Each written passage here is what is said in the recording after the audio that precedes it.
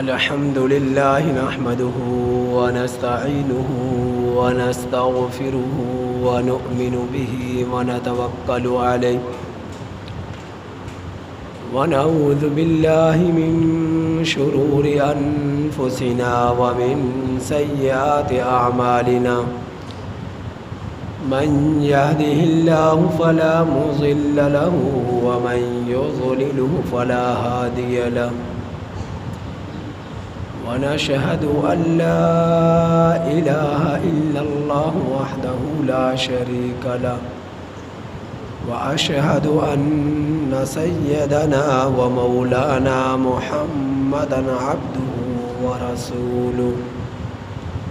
أما بعد میرے واجب الاحترام عزیز سامعین حضرات،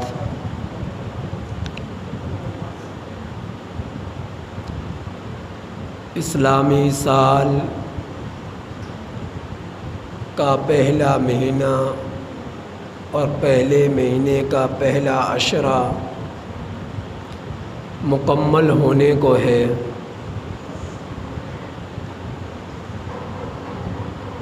گزشتہ جمعۃ المبارک میں آپ حضرات کے سامنے اشہور حرم کا ذکر فرمایا اور فضیلت والے 4 مہینوں کا تذکرہ فرمایا،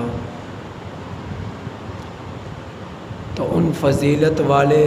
4 مہینوں میں ایک مہینہ محرم الحرام کا تھا، اور فضیلت والے مہینوں میں مہینہ محرم الحرام کا ہے، اور حرمت والے مہینوں میں مہینہ محرم الحرام کا ہے، اور اسلامی سال کا پہلا مہینہ محرم الحرام کا ہے۔ محرم الحرام کی 1 تاریخ سے ہی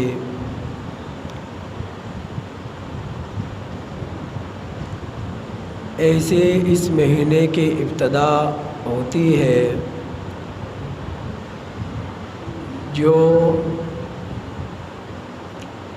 تاریخ کو دہراتی ہے اور نبی کے صحابہ کی شہادت کی یاد تازہ ہو جاتی ہے، اور بہت سارے واقعات کی طرف اس مہینے میں اشارہ تازہ ہو جایا کرتا ہے۔ اور 10 محرم الحرام کو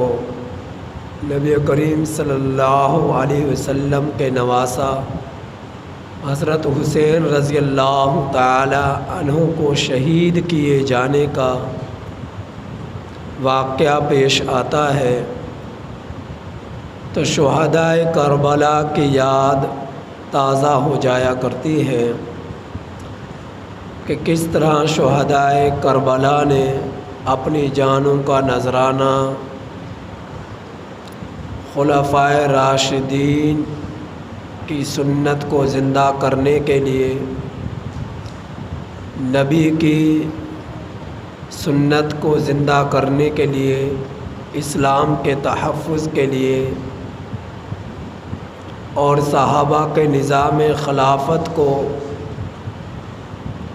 قابو میں رکھنے کے لیے جو جانوں کا نذرانہ پیش کر چلے گئے، ان شہداء کی یاد تازہ ہو جایا کرتی ہے۔ اور 10 محرم الحرام کو جو حضرت امام حسین رضی اللہ تعالی عنہ کا شہادت کا واقعہ پیش آیا، یہ واقعہ نبی کے نواسہ کی شہادت کا ہے، اور کوفہ اور بصرہ اور اہل عراق کی بے وفائیوں کا ہے، جو انہوں نے نبی کے نواسہ کی شہادت جیسے بدترین گناہ کے مجرم ٹھہرے اور اس گناہ میں مبتلا ہوئے، اور اللہ کے رسول صلی اللہ علیہ وسلم سے جو محبت آپ صلی اللہ علیہ وسلم کے صحابہ کو تھی، اسی طرح نبی کے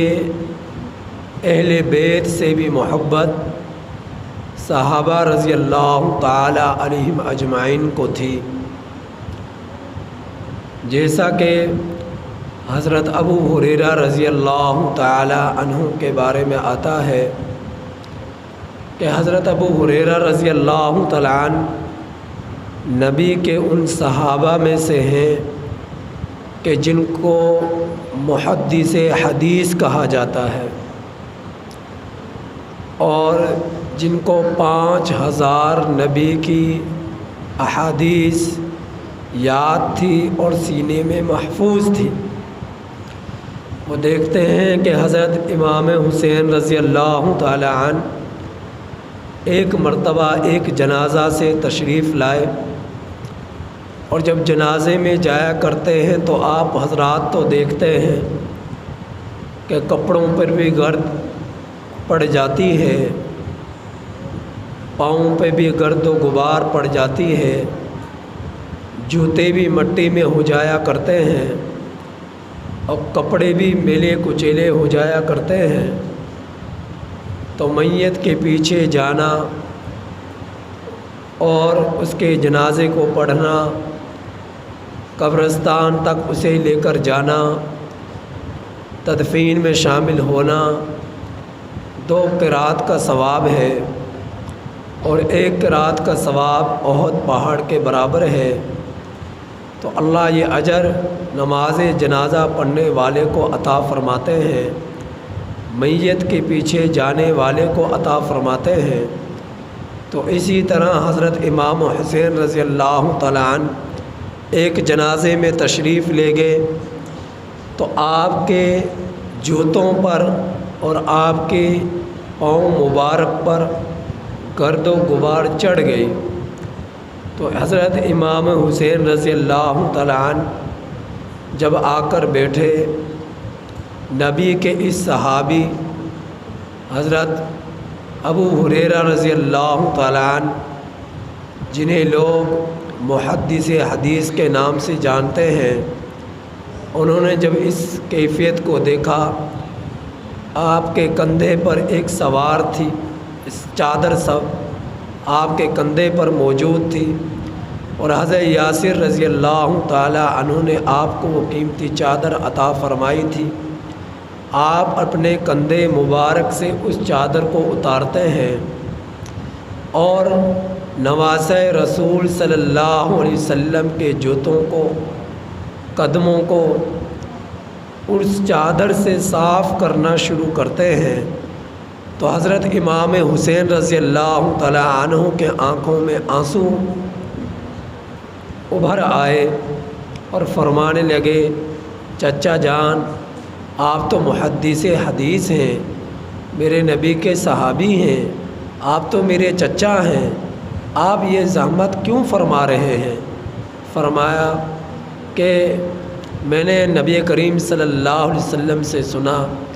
کہ اللہ کے رسول صلی اللہ علیہ وسلم نے فرمایا، اے اللہ، کہ جو مجھ سے محبت کرے تو اس سے محبت کر، اور جو میرے نواسوں سے محبت رکھے تو ان سے محبت رکھ۔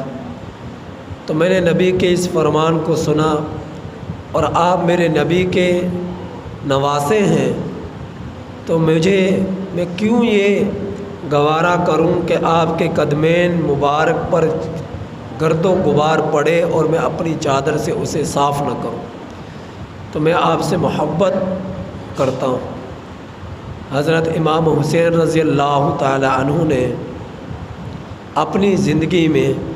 25 حج عطا فرمائے، 25 حج ادا فرمائے۔ 25 حج جب آپ نے فرمائے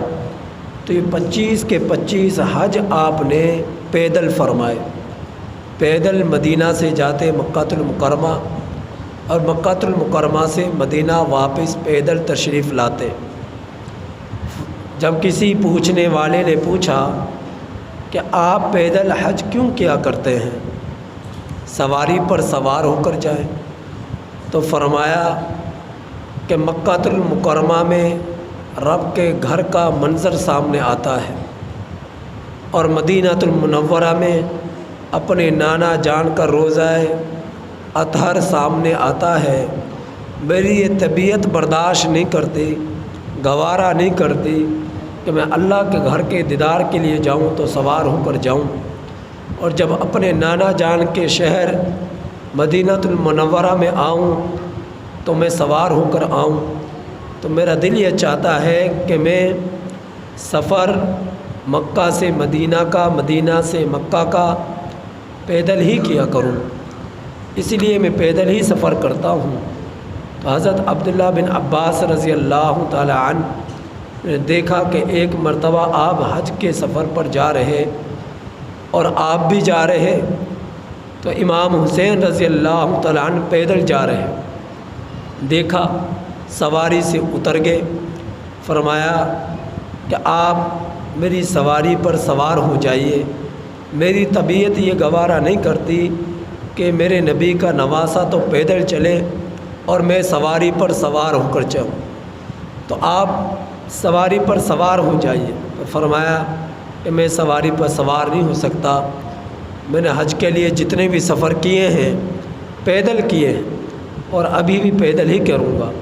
تو حضرت عبداللہ بن عباس رضی اللہ تعالی عنہ نے اپنی سواری کو واپس کر دیا، اس اونٹنی کو واپس کر دیا، اور حضرت امام حسین رضی اللہ تعالیٰ عنہ کے ساتھ سفر حج پر پیدل سفر کیا کہ طبیعت گوارا نہیں کرتی کہ نبی کا نواسہ تو پیدل چلے اور میں سواری پر سوار ہو کر چلوں۔ اس صحابہ کے بے شمار واقعات ایسے ہیں جو نبی کے نواسوں سے محبت پر مشتمل ہیں۔ جس وقت نبی کریم صلی اللہ علیہ وسلم کا وصال ہوا، آپ صلی اللہ علیہ وسلم دنیا سے پردہ فرما گئے، چونکہ آپ صلی اللہ علیہ وسلم کے مؤذن مسجد نبوی کے حضرت بلال حبشی رضی اللہ تعالی عنہ تھے، اور آپ دیکھا کرتے ہیں جب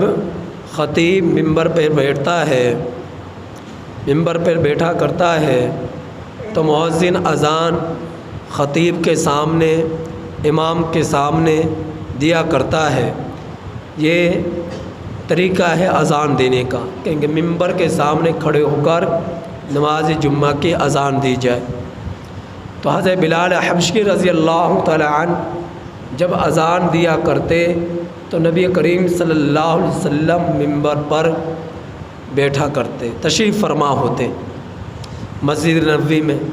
تو آپ صلی اللہ علیہ وسلم کا وصال ہو جانے کے بعد حضرت بلال حبشی رضی اللہ تعالی عنہ نے اذان دینا شروع کی۔ جس وقت پہنچے اللہ اکبر اللہ اکبر اللہ اکبر اللہ اکبر،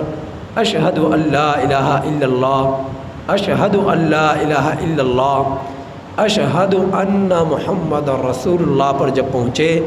تو آپ نے نبی کریم صلی اللہ علیہ وسلم کو ممبر پر نہ پا کر آپ کا نام مبارک آیا تو بے ہوش ہو کر گر گئے، اور جب ہوش آیا لوگوں نے پوچھا بلال کیا ہوا؟ تو فرمایا کہ جب بھی اذان دیا کرتا تھا تو نبی کا چہرہ سامنے ہوا کرتا تھا، اب جب اذان دینا شروع کی تو نبی کو ممبر پر نہ پایا تو طبیعت برداشت نہ کر سکی اور میں بے ہوش ہو گیا۔ تو آپ نے مدینہ کو چھوڑ دیا، آپ ملک شام چلے گئے اور واپس ایک زمانے تک نہ آئے۔ پھر ایک دن خواب میں دیکھا کہ نبی کریم صلی اللہ علیہ وسلم خواب میں نظر آئے، فرمایا بلال ایک زمانہ ایسا تھا کہ مشرکین اور کافرین تیری گردن میں رسی ڈال کر، تیرے سینے پر پتھر ڈال کر تجھے عرب کی تپتی ہوئی ریت پر گھسیٹا کرتے تھے، انگارے جلا کر تجھے اس پر لٹایا کرتے تھے، اور انگاروں کی تپش اور آگ تیری چربی اور خون سے بجھا کرتے تھے۔ بلال یہ کیسی یاری ہے کہ تو میرا شہر ہی چھوڑ کر چلا گیا؟ تو حضرت بلال حبشی رضی اللہ تعالی عنہ کی جب آنکھیں کھلی تو آپ رونے لگے، گڑ گڑانے لگے، اسی وقت ملک شام سے آپ نے سفر کیا مدینے کا، اور مدینہ میں جس وقت مسجد نبوی میں پہنچے تہجد کا وقت تھا، تو دیکھا کہ مسجد نبوی کے اندر نبی کریم صلی اللہ علیہ وسلم کے نواسے حضرت حسن رضی اللہ تعالی عنہ اور حضرت حسین رضی اللہ تعالی عنہ تہجد کی نماز پڑھ رہے ہیں۔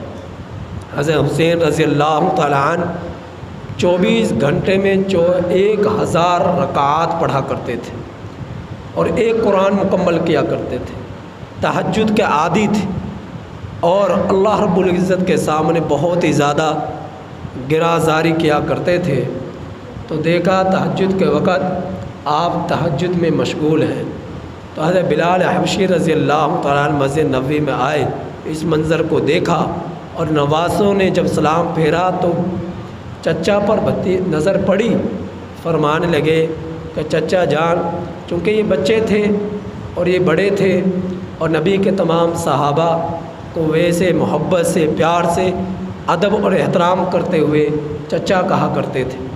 کیوں نہ کہتے، ان کی قربانیاں دین کی خاطر بے مثال تھی، لا مثال تھی۔ تو بلال حبشی رضی اللہ تعالی عنہ سے فرمایا کہ جب صبح فجر کی نماز اذان کا وقت ہوا کہ چچا جان آپ اذان دیجیے۔ ایک زمانہ گزر گیا کہ مدینہ کی گلیوں میں آپ کی آواز نہ سنا دی گئی، اب چونکہ نبی کے نواسے فرمائش کر رہے ہیں،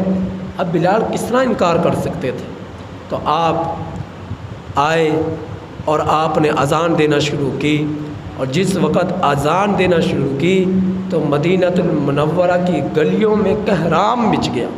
عورتیں باہر نکل آئی، بچے باہر نکل آئے، جوان باہر نکل آئے، بوڑھے باہر نکل آئے، اور ایک شور شرابہ برپا ہو گیا، اور لوگ دوڑے ہوئے آئے۔ کس لیے آئے؟ کہ دیکھنے کہ نبی کا مؤذن تو آ چکا، دیکھیں کہ نبی بھی آیا ہے یا نہیں آیا۔ لیکن یہ ان کی عشق رسول صلی اللہ علیہ وسلم تھا کہ آپ صلی اللہ علیہ وسلم تو ایسی جگہ پر جا پہنچے جہاں پر جانے کے بعد کوئی واپس نہیں آ سکتا، لیکن نبی کا زمانہ تازہ ہو گیا بلال کے اذان سے۔ تو حضرت بلال حبشی رضی اللہ تعالی عنہ کی محبت نبی کے نواسوں سے ایسی تھی کہ ان کی فرمائش کو رد نہ کر سکے اور اذان دینا شروع کر دی۔ تو حضرت حسین رضی اللہ تعالی عنہ کو جو 10 محرم الحرام کے دن میں جو شہادت کا واقعہ پیش آیا آپ کے ساتھ، یہ حضرت حسین رضی اللہ تعالی عنہ کی شہادت کی بنا پر 10 محرم الحرام کو عظمت نہیں ملی، بلکہ حضرت حسین رضی اللہ تعالی عنہ کے لیے یہ سعادت تھی کہ اللہ رب العزت نے انہیں جام شہادت نوش فرمایا، تو ایسے دن میں جو فضیلت اور عظمت والا دن تھا۔ ماہ رمضان کے روزے فرض نہیں ہوئے تھے کہ اس سے پہلے 10 محرم الحرام کا روزہ رکھا جا کر فرض تھا۔ جب ماہ رمضان کے روزوں کی فرضیت آئی تو 10 محرم الحرام کے روزے کی فرضیت ختم ہو گئی، لیکن چونکہ نبی کریم صلی اللہ علیہ وسلم نے اسے سنت اور مستحب قرار دیا، آپ رکھا کرتے تھے، تو یہ اس دن کا روزہ رکھنا 1 سال کے گناہوں کا کفارہ اور اجر اور ثواب کا ذریعہ بن جایا کرتا ہے۔ لیکن فرمایا کہ 10 محرم الحرام کو روزہ رکھو تو 10 کے ساتھ 9 یا 11 کا روزہ بھی ملا لو، تاکہ اہل یہود کے ساتھ مشابہت نہ ہو جائے۔ آپ اندازہ کیجئے، اچھا عمل ہے روزے کا، لیکن اس اچھے عمل میں بھی یہودیوں کے ساتھ مشابہت کو نبی برداشت نہیں کر رہا، تو ہم اپنی زندگی میں دنیا کے کاموں میں ان کی مشابہت کیسے اختیار کر سکتے ہیں؟ اپنی وضاقتہ، اپنے لباس پوشاک میں ان کی مشابہت کیسے اختیار کر سکتے ہیں؟ نبی جسے پسند نہ کرے، ہم کیسے نبی کی منشا سے ہٹ کر زندگی گزار سکتے ہیں؟ آج ہم ایک دوسرے پر انگلیاں اٹھاتے ہیں، ایک دوسرے سے نفرتیں کرتے ہیں، دلوں میں نفرتیں بساتے ہیں، آگ سلگاتے ہیں، یہ ساری کیا چیز ہے، کیا کیفیت ہے؟ اور بہتان تراشیاں، الزام تراشیاں، یہ سب کیا چیز ہے کہ یہ ہمارا دین ہمیں سبق دیتا ہے؟ اگر سبق لینا ہے، مثال لینی ہے تو صحابہ کی زندگی کو دیکھیں، محبت کرے، ادب کرے، احترام کرے اپنے بڑوں کا، شفقت کرے اپنے چھوٹوں پر، اور الزام تراشیاں، بہتان اور کینہ، بغض، حسد سے اپنے آپ کو کو دور رکھیے۔ یہ نبی کے صحابہ کا طرز زندگی نہ تھا، یہ نبی کا طریقہ نہ تھا، لہٰذا زندگی ایسی گزارے کہ صحابہ جیسی زندگی گزار کر گئے۔ تو ان دنوں کو بھی عظمت کا خیال رکھتے ہوئے خوب عبادت کرے، گناہ نہ کرے، اور نبی کے صحابہ کے طریقے پر چلے، اور نبی کے بتلائے ہوئے عمل کو اختیار کرے، بتلائے ہوئے احکامات پر عمل کرے۔ یہی اس دین ہے اور اسی میں نجات ہے۔ اللہ پاک سے دعا ہے کہ اللہ تعالی ہمیں آخرت کی فکر نصیب فرمائے۔